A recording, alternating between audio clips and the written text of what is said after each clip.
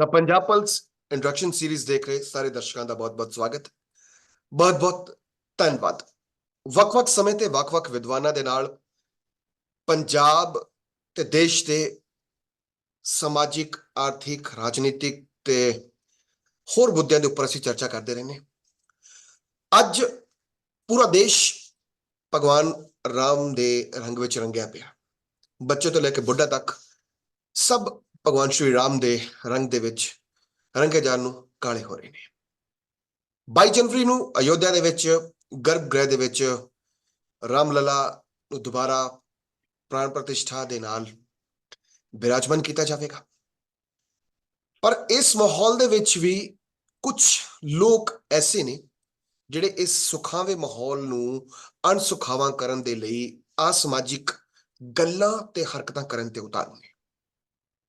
ਪਰ ਸਾਡਾ ਫਰਜ਼ ਬਣਦਾ ਕਿ ਇਹਨਾਂ ਹਰਕਤਾਂ ਤੋਂ ਅਸੀਂ ਇਹਨਾਂ ਚਾਲਾਂ ਤੋਂ ਦੇਸ਼ ਨੂੰ ਜਾਗਰੂਕ ਕਰਾਈਏ ਤੇ ਅਸੀਂ ਆਪਦੇ ਦੇਸ਼ ਦਾ ਮਾਹੌਲ ਜਿਹੜਾ ਹੈ ਉਹ ਸੁਖਾਵਾਂ ਰੱਖੀਏ।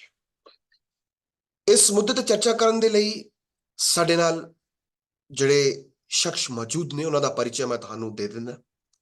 ਸ਼੍ਰੀ ਰਾਜਿੰਦਰ ਬਾਂਸਲ ਜੀ ਆਸਟ੍ਰੇਲੀਆ ਤੋਂ। ਆਪ ਜੀ 1985 ਤੋਂ ਲੈ ਕੇ 1992 ਤੱਕ ਰਾਸ਼ਟਰੀ ਸੁਰੱਖਿਆ ਸਮਿਤੀ ਅਬੋਹਰ ਦੇ ਪ੍ਰਧਾਨ ਦੇ ਤੌਰ ਤੇ कार्यरत रहे ने। राजिंदर बांसल जी एक स्वतंत्र लेखक ने, कवि ने ते वर्तमान मुद्दों के ऊपर आपदी एक विचार खुल के रखते हैं। राजिंदर बांसल जी तुहाडा बहुत बहुत स्वागत है जी। सत श्री अकाल जी। शुक्रिया। सत श्री अकाल जी। उस तो राम राम बंसल जी, आज की नमस्कार। राम राम राम जी। राम राम जी। राम राम। उस तो अलावा साडे नाल जिहड़े दूसरे नौजवान साथी ने ਇਹ ਪਹਿਲਾਂ ਵੀ ਸਾਡੇ ਨਾਲ ਵੱਖ-ਵੱਖ ਮੁੱਦਿਆਂ ਤੇ ਆਪਦੇ ਵਿਚਾਰ ਵਿਅਕਤ ਕਰਦੇ ਰਹੇ ਨੇ ਔਰ ਇਹ ਵੀ ਪੇਸ਼ੇ ਵਜੋਂ ਜਿਹੜੇ ਹੈ ਪ੍ਰੋਫੈਸ਼ਨਲ ਤੌਰ ਤੇ ਇੱਕ ਵਕੀਲ ਨੇ, ਪਰ ਇਹ ਤੋਂ ਇਲਾਵਾ ਇੱਕ ਲੇਖਕ ਨੇ, ਸੁਤੰਤਰ ਲੇਖਕ ਨੇ। ਵੱਖ-ਵੱਖ ਨਿਊਜ਼ਪੇਪਰਸ, ਮੈਗਜ਼ੀਨਸ ਦੇ ਵਿੱਚ ਇਹਨਾਂ ਦੇ ਆਰਟੀਕਲਸ ਪਬਲਿਸ਼ ਹੁੰਦੇ ਰਹਿੰਦੇ ਨੇ। ਇੱਕ ਕਵੀ ਨੇ ਤੇ ਇੱਕ ਵਿਚਾਰਕ ਨੇ। ਸੁਮਿਤ ਦਈਆ ਜੀ ਤੁਹਾਡਾ ਬਹੁਤ-ਬਹੁਤ ਸਵਾਗਤ ਹੈ ਜੀ। ਸਤਿ ਸ੍ਰੀ ਅਕਾਲ ਜੀ। राम राम गुरतेज भाई, सत श्री अकाल जी। राम राम राम राम राम राम जी। शुरू करते अज दी चर्चा। साडे अज दे पैनलिस्ट राजिंदर बांसल जी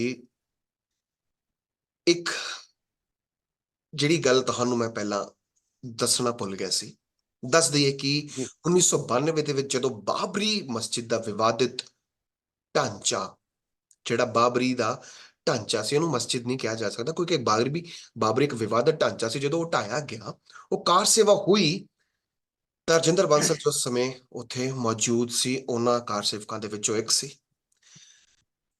ਬਾਂਸਲ ਸਾਹਿਬ, ਉਸ ਸਮੇਂ ਜਿਹੜਾ ਮਾਹੌਲ ਸੀ ਉਹ ਕਿਸ ਤਰ੍ਹਾਂ ਦਾ ਸੀ? ਕਿਉਂਕਿ ਉਸ ਸਮੇਂ ਸਾਨੂੰ ਬਹੁਤ ਸਾਰੀਆਂ, ਅਸੀਂ ਉਸ ਸਮੇਂ ਬਹੁਤ ਛੋਟੇ ਸੀ ਔਰ ਨਾ ਅਸੀਂ ਚੀਜ਼ਾਂ ਅੱਖੀਂ ਦੇਖੀਆਂ, ਲੇਕਿਨ ਤੁਸੀਂ ਉਹ ਸਮਾਂ ਹੰਢਾਇਆ ਆਪਦੀਆਂ ਅੱਖਾਂ ਦੇ ਸਾਹਮਣੇ ਔਰ ਉਸ ਦੇ ਵਿੱਚ ਭਾਗ ਲਿਆ।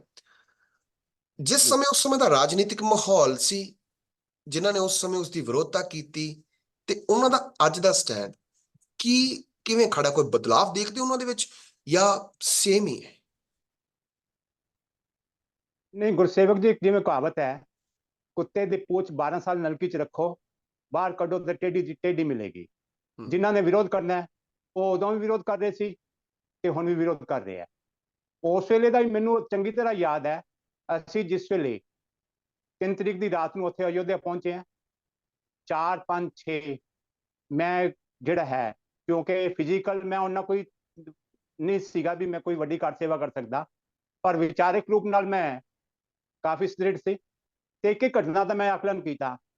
ਤੇ ਉਸ ਵੇਲੇ ਵੀ ਜਿਹੜੇ ਵਿਰੋਧ ਕਰ ਰਹੇ ਸੀਗੇ, ਉਸ ਵੇਲੇ ਨਾ ਕਿਸੇ ਦਾ ਕੋਈ ਢਾਂਚਾ ਜਿਹੜਾ ਉਸ ਨੂੰ ਉਤਾਰਨ ਦੀ ਕੋਈ ਗੱਲ ਸੀ, ਨਾ ਤੋੜਨ ਦੀ ਕੋਈ ਗੱਲ ਸੀਗੀ। ਕਿਸੇ ਤਰ੍ਹਾਂ ਦੀ ਕੋਈ ਯੋਜਨਾ ਨਹੀਂ ਸੀ ਜਿੱਥੋਂ ਤੱਕ ਮੈਂ ਉਸ ਵੇਲੇ ਮਹਿਸੂਸ ਕੀਤਾ ਜਾਂ ਲੋਕਾਂ ਨਾਲ ਗੱਲਬਾਤ ਕਰਨ ਦੇ ਬਾਅਦ ਮਹਿਸੂਸ ਕੀਤਾ। ਤੇ ਨਾ ਹੀ ਕੋਈ ਇੰਨੀ ਉਮੀਦ ਸੀ ਵੀ ਉਹ ਢਾਂਚਾ 12 ਵਜੇ ਸ਼ੁਰੂ ਹੋ, 12:15 ਤੋਂ ਲੈ ਕੇ ਤੇ ਸ਼ਾਮ ਦੇ 5:05 ਤੱਕ ਤਰਾਸ਼ਾਈ ਹੋ ਜਾਏਗਾ।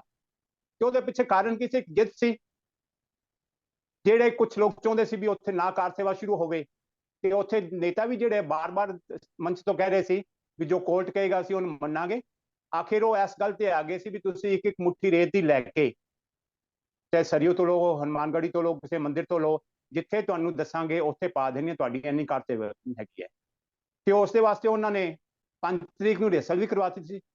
ਪਰ ਜਿਸ ਤਰ੍ਹਾਂ ਦਾ ਮਾਹੌਲ 6 ਤਰੀਕ ਨੂੰ ਹੋਇਆ, ਕੋਰਟ ਵੀ ਆਪਦੀ ਜਿੱਤ ਤੇ ਅੜਿਆ ਰਿਹਾ। ਕਾਰ ਸੇਵਾ ਉਹਨਾਂ ਨੇ ਉੱਥੇ ਤੇ ਨਹੀਂ ਕਰਨੀ ਸੀ, ਉਹਨਾਂ ਨੂੰ ਤੋੜਨ ਦਾ ਤਾਂ ਕੋਈ ਮਤਲਬ ਨਹੀਂ ਸੀਗਾ।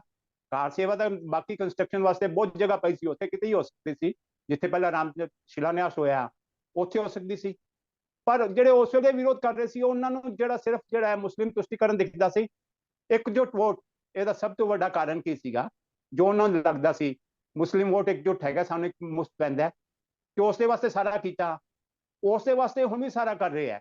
ਕਿ ਜਿੱਥੋਂ ਤੱਕ ਮੈਂ ਸਮਝਦਾ, ਪਾਕਿਸਤਾਨ ਅਲੱਗ ਹੋਣ ਦੇ ਬਾਅਦ ਵੀ ਮੁਸਲਿਮ ਸਮਾਜ ਨੂੰ ਉਹਨਾਂ ਦਾ ਹਿੱਸਾ ਮਿਲਣ ਦੇ ਬਾਵਜੂਦ, 25% ਆਬਾਦੀ ਨੂੰ 33% ਹਿੱਸਾ ਦੇਣ ਦੇ ਬਾਵਜੂਦ ਵੀ ਅਸੀਂ ਇੱਥੇ ਜਿਹੜੇ ਮੁਸਲਿਮ ਰਹੇ ਉਹਨਾਂ ਨੂੰ ਆਪਦੇ ਭਰਾਵਾਂ ਤਰ੍ਹਾਂ ਰੱਖਿਆ। ਦੂਜੇ ਪਾਸੇ ਪਾਕਿਸਤਾਨ ਦੇਖੀਏ ਤੇ ਉਹਨਾਂ ਸਾਰਿਆਂ ਦਾ ਜਿੰਨੇ ਵੀ, ਚਾਹੇ ਕਮਰ ਜਾਵੇਦ ਬਾਜਵਾ ਹੈ, ਉਹਦਾ ਜੇ ਮੈਂ ਕਹਿੰਦਾ, ਅੱਜ ਵੀ ਕਹਿੰਦਾ, ਜੇ ਉਹਦਾ ਬਚਪਨ ਦਾ ਨਾਂ ਲੱਭ ਲਈਏ ਤੇ ਕਰਮਜੀਤ ਬਾਜਵਾ ਹੀ ਨਿਕਲੇਗਾ। ਉਹਨਾਂ ਨੂੰ ਸਾਰਾ ਸਿੱਖੀ ਤੋਂ ਕਨਵਰਟ ਹੀ ਨਹੀਂ ਕੀਤਾ, ਉਹਨਾਂ ਸਰੂਪ ਵੀ ਛੱਡਿਆ ਤੇ ਇਸਲਾਮ ਵੀ ਅਪਣਾ ਲਿਆ। ਤੇ ਇੱਥੋਂ ਤੱਕ ਹੋਇਆ, ਇੱਥੇ ਜਿਹੜਾ ਹੈਗਾ ਕਿਸੇ ਮੁਸਲਿਮ ਤੰਗ ਨਹੀਂ ਕੀਤਾ ਗਿਆ। ਲੇਕਿਨ ਜਿਹੜੇ ਰਾਜਨੀਤੀ ਦੇ ਕੁਛ ਹੈਗੇ ਆ, ਕਮਿਊਨਿਸਟ ਵਿਚਾਰਧਾਰਾ ਕਹਿ ਲਓ, ਜਾਂ ਜਿਹੜੇ ਅੱਜ ਵੀ ਪ੍ਰੋ ਪਾਕਿਸਤਾਨ ਹੈਗੇ ਆ, ਕੁਝ ਪਾਰਟੀਆਂ ਹੈਗੀਆਂ, ਕਿ ਉਹਨਾਂ ਦਾ ਅੱਜ ਵੀ ਵਤੀਰਾ ਨਹੀਂ ਬਦਲਿਆ ਤੇ ਨਾ ਹੀ ਉਹ ਬਦਲਣ ਵਾਲਾ ਹੈ। ਕਿ ਉਹ ਹੁਣ ਥੋੜਾ ਬਹੁਤ ਉਹ ਕਰਦੇ ਹਿੰਦੂ ਹਿੰਦੂ ਹਿੰਦੂ, ਕਿਉਂਕਿ ਉਹਨਾਂ ਨੂੰ ਪਤਾ ਲੱਗ ਗਿਆ ਵੀ ਜਿਹੜੇ ਹੈਗੇ ਹਿੰਦੂ ਵੋਟ ਵੀ ਇਕਜੁੱਟ ਹੋਣ ਲੱਗ ਗਏ। ਹਲੇ ਬੀਜੇਪੀ ਕੋਲੇ, ਰਾਜਨੀਤਿਕ ਗੱਲ ਕਰਾਂ ਤਾਂ ਬੀਜੇਪੀ ਕੋਲੇ ਹਾਲੇ ਜਿਹੜਾ ਹੈਗਾ ਵੀ 60% ਵੋਟ ਜਿਹੜਾ ਹਿੰਦੂ ਹੈ ਉਹ ਇੱਕ ਤਰਫਾ ਹੋਇਆ। ਜਿੱਦੇ ਉਹ 70% ਹੋ ਗਿਆ ਤੇ ਇਹਨਾਂ ਸਾਰਿਆਂ ਨੇ ਫਿਰ ਦੁਬਾਰਾ ਹਿੰਦੂ ਵੋਟ ਦਾ ਗਾਨ ਕਰਨਾ ਸ਼ੁਰੂ ਕਰ ਦੇਣਾ। ਤੇ ਮੇਰੀ ਅੱਜ ਵੀ ਇਹ ਮੰਨਣਾ ਹੈ, ਨਾ ਉਹ ਪਹਿਲਾਂ ਬਦਲੇ ਸੀ, ਨਾ ਉਹ ਅੱਜ ਬਦਲੇ ਹੈ। ਅੱਗੇ ਦੀ ਰਾਮ ਜਾਣੇ ਉਹ ਬਦਲਦੇ ਆ ਕਿ ਨਹੀਂ ਬਦਲਦੇ, ਉਹਨਾਂ ਨੂੰ ਸੁਧੀ ਆਉਂਦੀ ਹੈ ਕਿ ਨਹੀਂ ਆਉਂਦੀ। ਜੀ ਬਿल्कुल। और उम्मीद यही करते हैं कि ਮਾਹੌਲ ਬਦਲੇ ਔਰ ਜਿਹੜਾ ਹੈ ਦੇਸ਼ ਦੇ ਵਿੱਚ ਇੱਕ ਸਕਾਰਾਤਮਕ ਮਾਹੌਲ ਬਣੇ, ਕਿਉਂਕਿ ਅੱਜ ਵੀ ਅਗਲਾ ਸਵਾਲ ਇਸੇ ਗੱਲ ਨਾਲ ਅੱਗੇ ਤੁਰਦੇ ਹੋਏ ਮੈਂ ਸੁਮਿਤ ਜੀ ਤੁਹਾਨੂੰ ਇੱਕ ਅਗਲਾ ਸਵਾਲ ਕਰਦਾ। ਬੀਤੇ ਦਿਨੀ ਇੱਕ ਰਾਜਨੀਤਿਕ ਪਾਰਟੀ ਹੈਦਰਾਬਾਦ ਦੇ ਵਿੱਚ ਉਹਨਾਂ ਦਾ ਬਹੁਤ ਦਬਦਬਾ ਹੈ, ਉਹਨਾਂ ਦਾ ਇੱਕ ਬਿਆਨ ਆਉਂਦਾ ਕਿ 22 ਹੈ ਜਿਹੜਾ ਜਨਵਰੀ ਨੂੰ ਪ੍ਰਾਣ ਪ੍ਰਤਿਸ਼ਠਾ ਸਮਾਰੋਹ ਹੋ ਰਿਹਾ ਹੈ, ਉਹਦੇ ਵਿੱਚ ਜਿਹੜਾ ਹੈਗਾ ਕਿ ਤੁਸੀਂ ਸੰਭਲ ਕੇ ਰਹੋ ਸਾਡੀ ਸਮੁਦਾਇ ਦੇ ਲੋਕ, ਹਨਾ।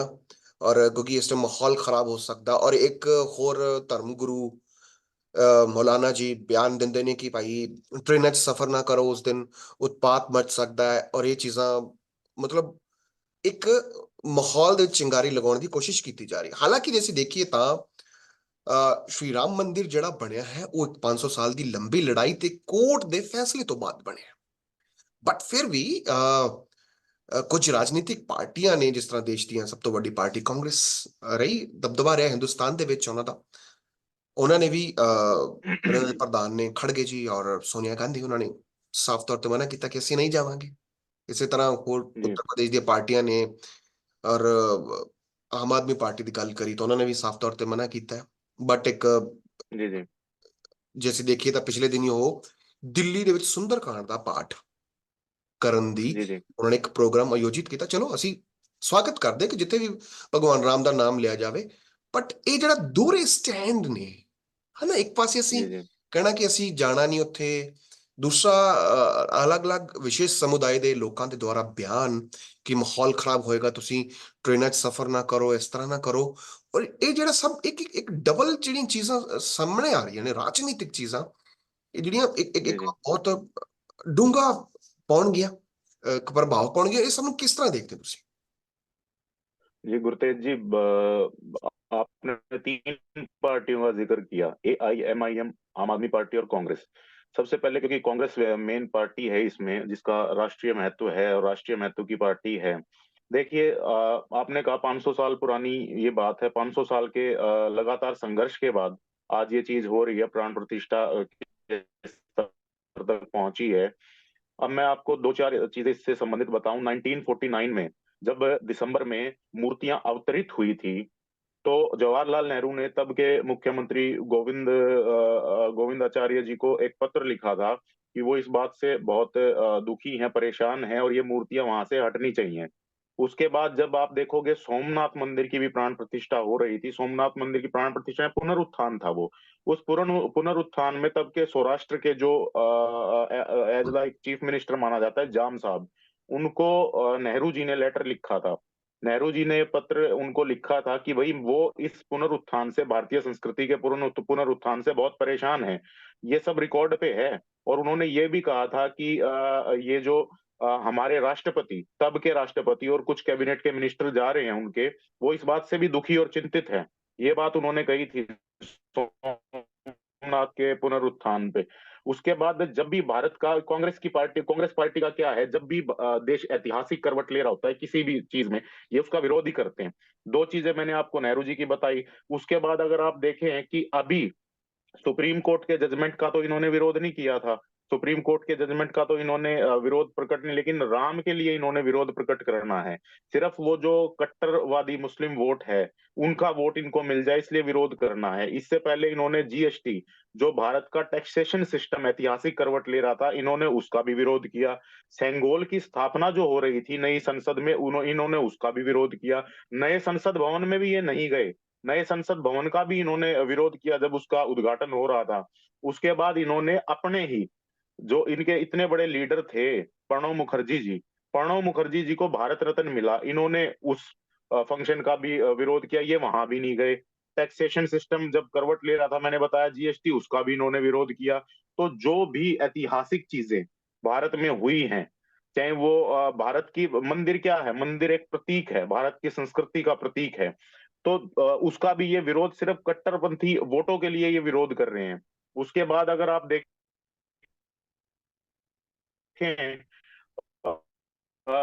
तो इन्होंने मैं ये बताऊं आपको, आप रामल्ला शहर सुनते हैं, रामल्ला शहर है मतलब वहां गाजा पट्टी में। तो गाजा पट्टी जो कि 13-14 मुस्लिम देशों से घिरी हुई जगह है, वहां रामल्ला शहर, अल्लाह का तो चलो समझ में आता, रामल्ला शहर वहां पे मौजूद है। वो जरा सोचिए, अयोध्या की राजकुमारी सूर्य रत्ना का विवाह दक्षिण कोरिया में हुआ था।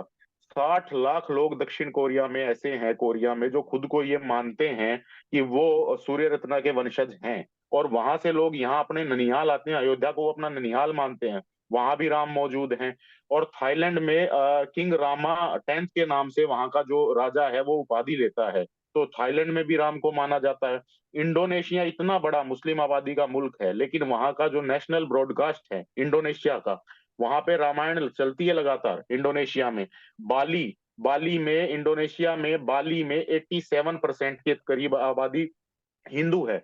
और वहां पे रामलीला होती है, वो की जाती है। तो चाहे थाईलैंड हुआ, चाहे रामल्ला शहर हुआ, चाहे दक्षिण कोरिया हुआ, चाहे इंडोनेशिया हुआ, और भारत तो है ही, यहाँ तक कि इसमें नेपाल भी है, भूटान भी है, इन सारे देशों में राम का वजूद है। इन सारे देशों में राम की पूजा होती है। इन सारे देशों में इनको भगवान राम माना जाता है और पूजा जाता है। लेकिन कांग्रेस को ये चीज दिखाई नहीं देती।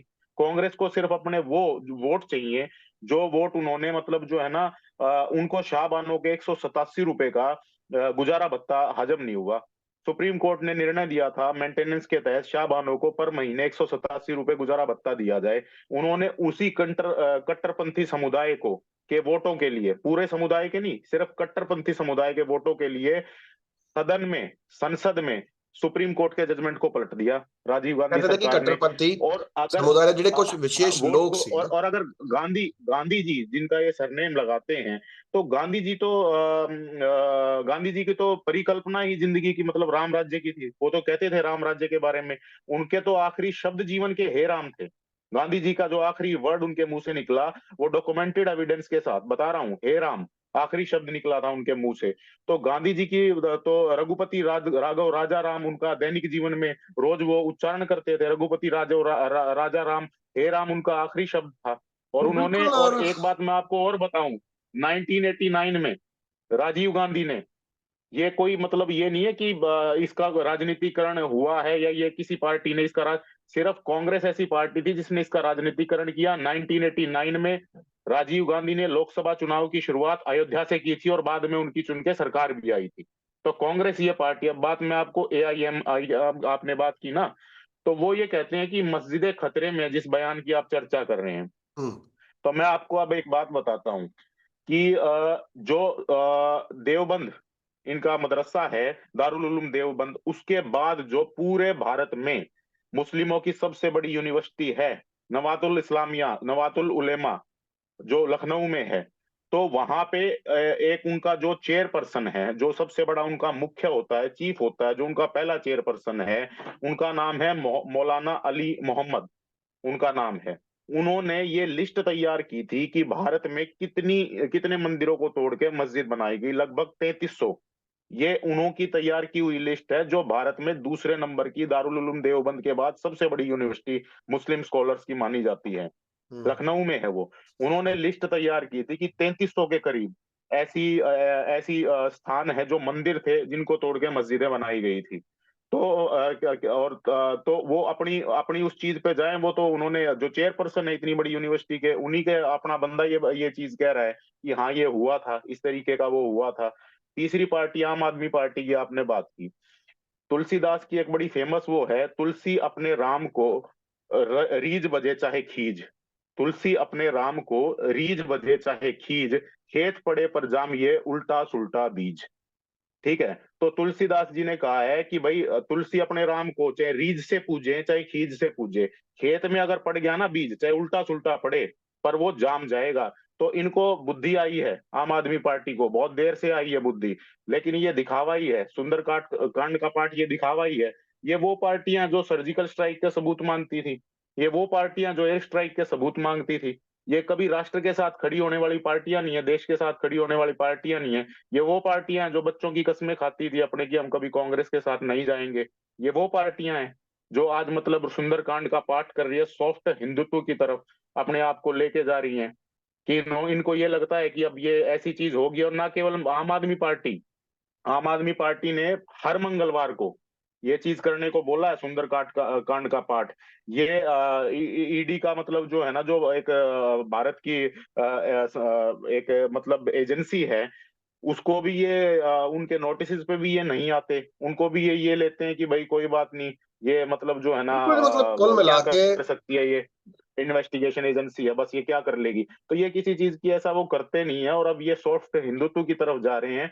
ये तीनों ही पार्टियां जिनका आपने नाम लिया, ये तीनों ही पार्टियां बिल्कुल इस बात के खिलाफ, हालांकि कांग्रेस के जो लीडर हैं, वो जो प्रमोद कृष्णम एक लीडर हैं आचार्य कांग्रेस के, प्रमोद आचार्य कृष्ण। प्रमोद कृष्ण, उन्होंने ये बात कही है। वो हालांकि कांग्रेस को इस बात पे शायद छोड़ भी दें, वो आगे भविष्य में क्या होगा, लेकिन उन्होंने कही है कि ये कांग्रेस की ऐतिहासिक भूल है। और ऐसे कांग्रेस के बहुत सारे लीडर हैं, जो कर्नाटक के डेप्यूटी सीएम हैं, डीके शिव कुमार, उन्होंने ये ऑर्डर जारी किया है कर्नाटक में कि 22 तारीख को सभी मंदिरों में एक मतलब विशेष पूजा होगी। उन्होंने ऑर्डर जारी किया है कर्नाटक में। तो बहुत सारे लीडर इस बात को मानते हैं कि भाई ये इनकी एक ऐतिहासिक भूल है, जिसका जवाब इनको आगे जनता दे देगी।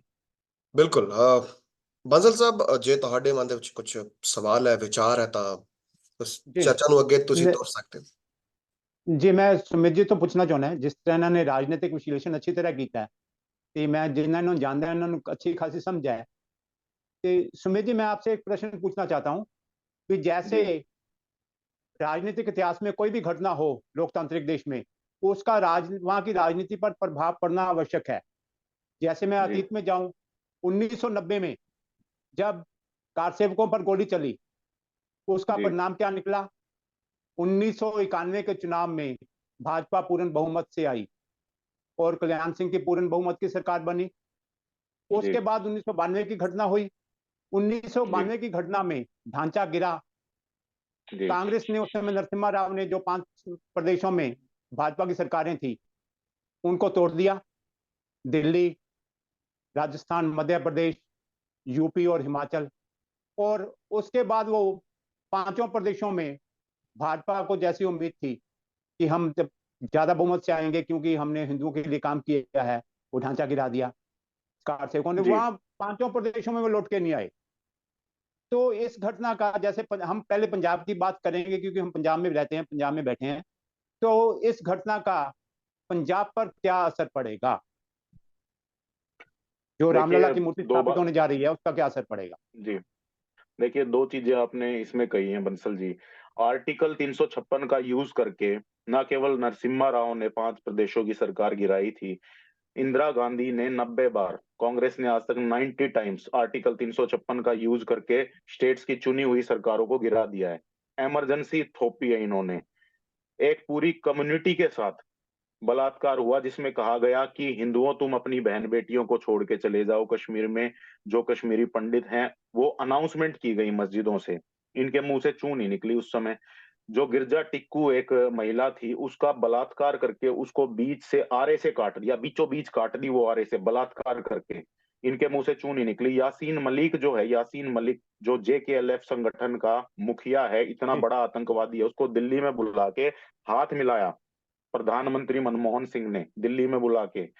इनके जो पूर्व मुख्यमंत्री हैं, जो चीफ मिनिस्टर दिग्विजय सिंह, पूर्व मुख्यमंत्री मध्य प्रदेश, वो ओसामा को जी कह रहे थे, ओसामा के आगे जी लगा रहे थे। इशरत जहान को बेटी कह रहे थे, इशरत जहान उनकी बेटी है।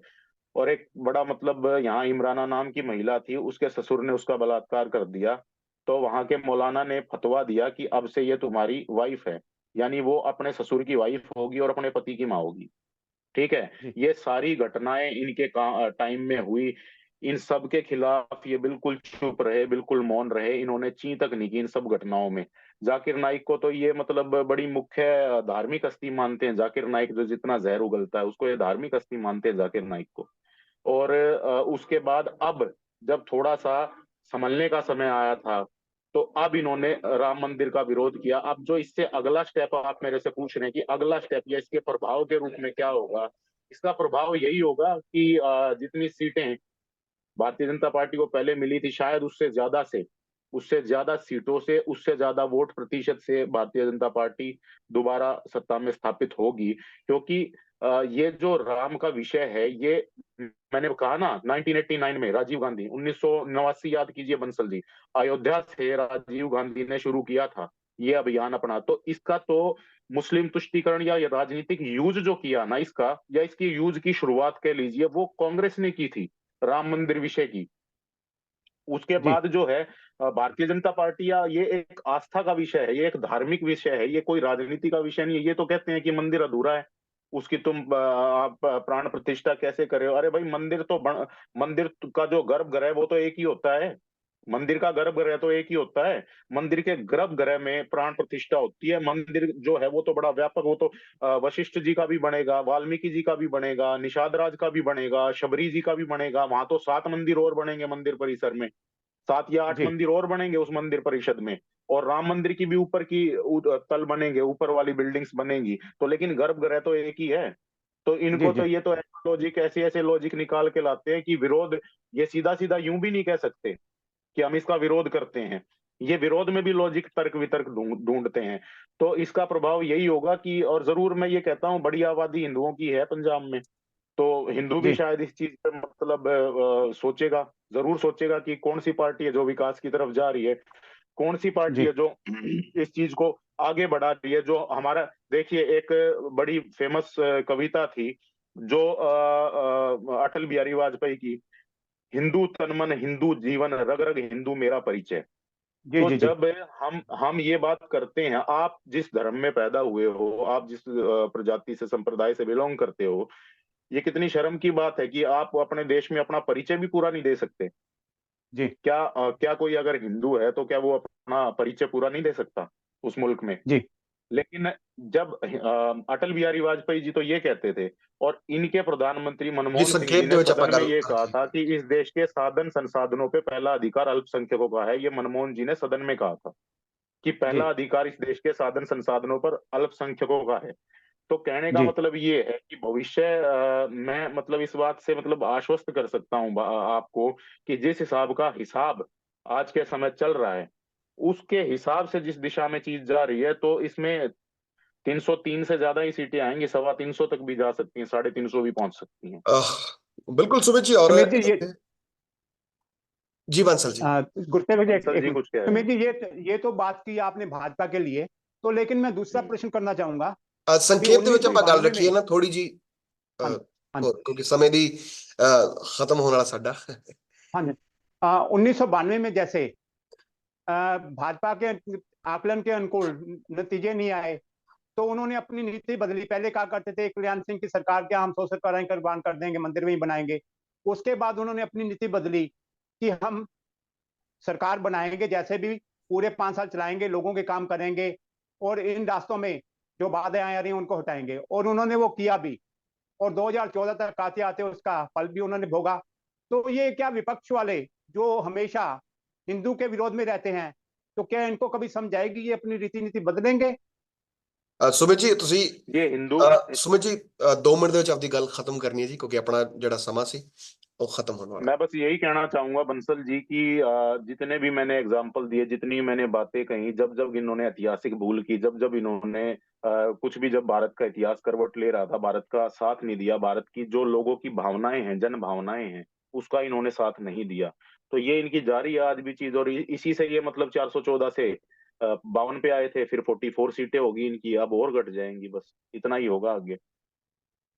और ये उन लोगों के साथ जरूर हैं, वो तो एक वैसे अलग विषय है, लेकिन फिर भी बता दूं, मुलायम सिंह यादव बलात्कार को गलती मानते थे, कहते थे लड़कों से गलती हो जाती है।